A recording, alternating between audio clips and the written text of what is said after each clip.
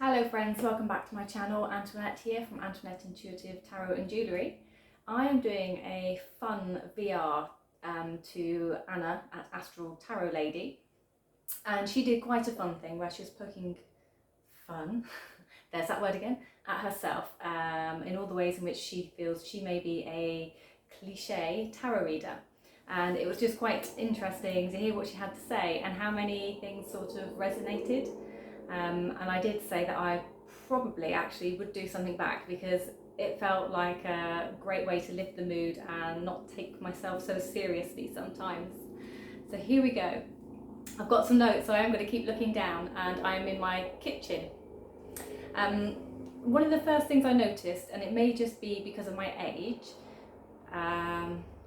is that my lifestyle's changed, and that's like a additional one to where she was with her list. So I'm going to do it first, and there's some weird things that have changed in amongst my lifestyle.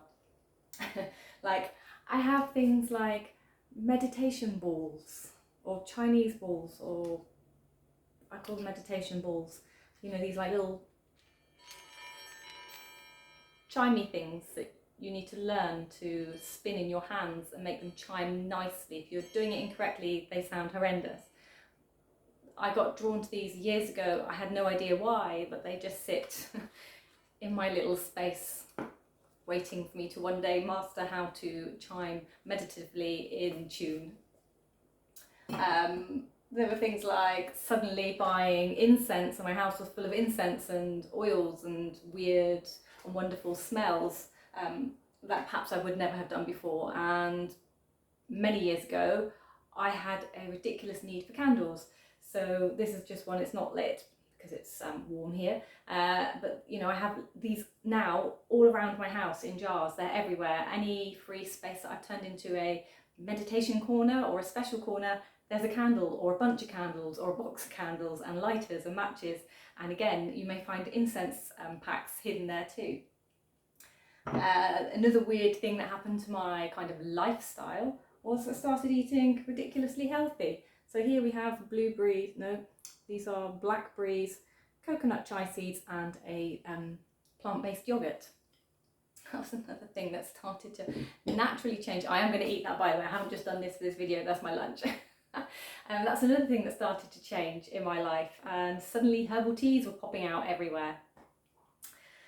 So that's like my first weird thing, and then the tarot became more prominent. So I don't know which is the chicken or the egg here, or whether they were happening simultaneously and it's one of those really happy coincidences. So the first thing to mention is like decks.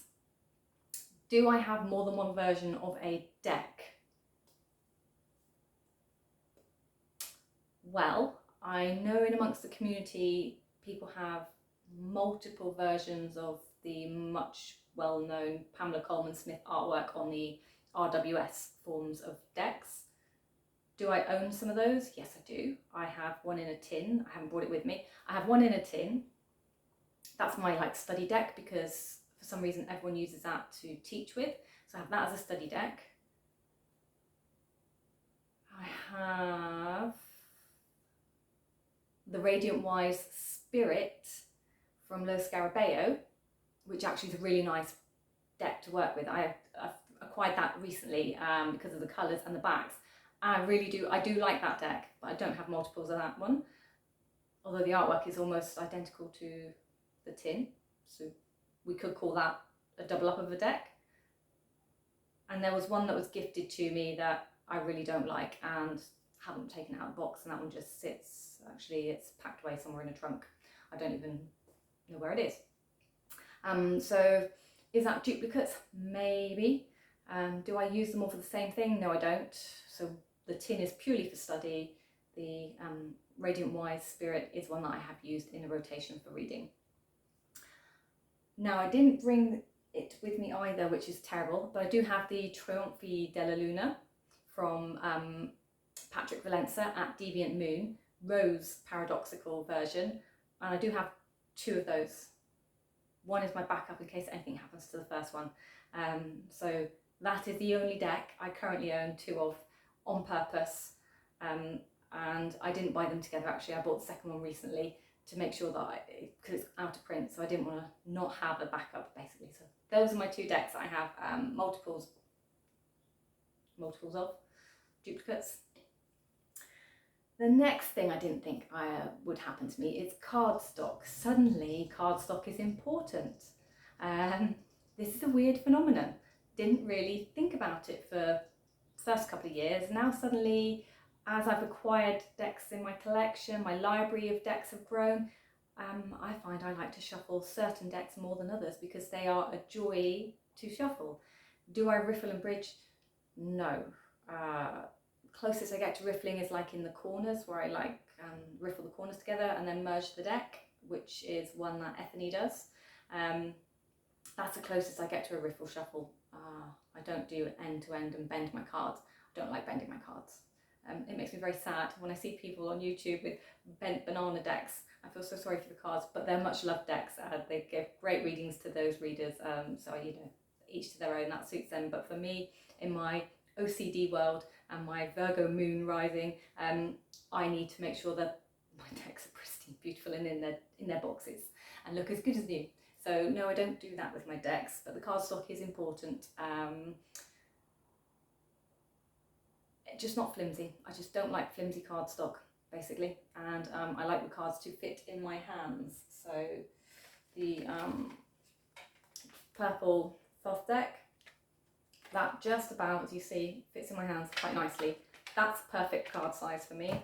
And the Sweet Twilight from Lo Scarabeo, that again is a good card size for my hands. The paper's a little bit close to the flimsy side, but it's still good quality compared to some of the other decks that I've had or have in my collection, because of the span of my fingers, they do flex a bit more in my hands when I'm trying to like stretch around them. And yes, I know I can shuffle that way, but when they're small, I instantly go for them top to tip.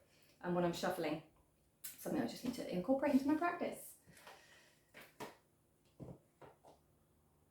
Another thing, just looking down my list, types of decks. So I do have different types of decks. Yes, I have many decks, many decks. This one needs no introductions. It's a beautiful deck. I think this one in the last 2 years has become like a staple in anyone's collection, and possibly even changed the way we looked at reading decks, because I don't know what the big one was before this. I think, and I could be wrong, please do let me know what your favourite deck was before this. I think it would have been a cross between like a Thoth or an RWS prior to this one becoming like a huge mass market like game changer for reading, because the artwork is just so relatable, speakable, easy to read, colourful, beautiful, and different to what we were used to, but gives those same messages to what we were learning and have learnt. So I have that one, and it's a firm favourite of mine. I have to admit, it is a very firm favourite of mine. And then obviously the ones that I've shown you, so Thoth, because it's a different system.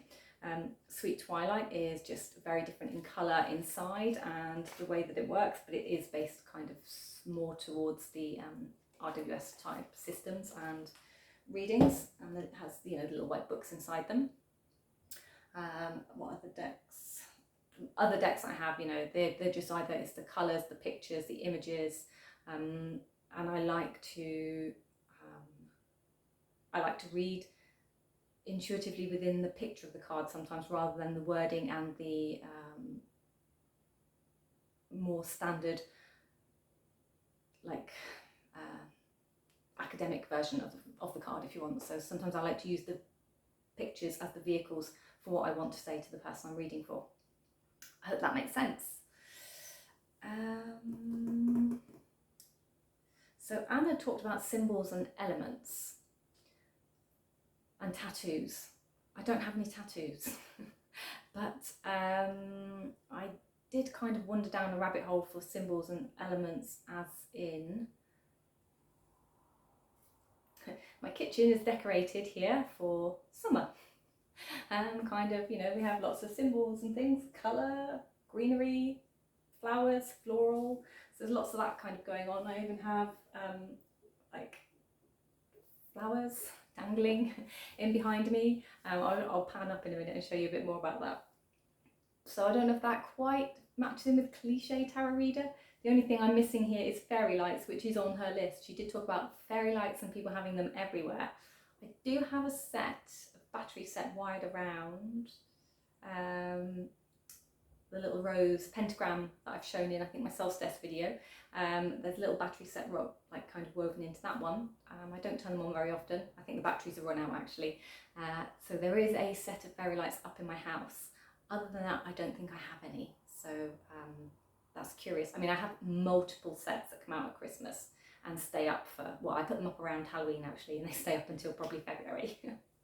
So we're at the right time of the year where I don't have them around and I can like be, oh yeah, lovely. So that was those, and this is what I'd call kind of like my nod to symbols and alchemical elements and things. Teas was her point 5. I've always drunk tea.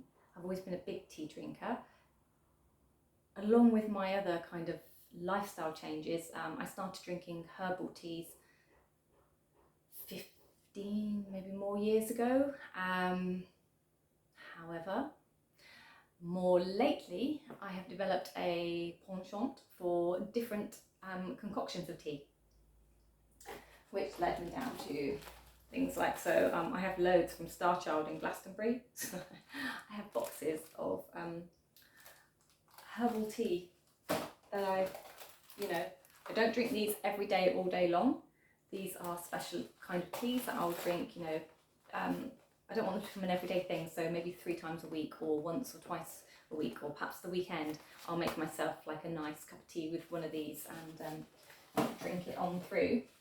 So I have my teas.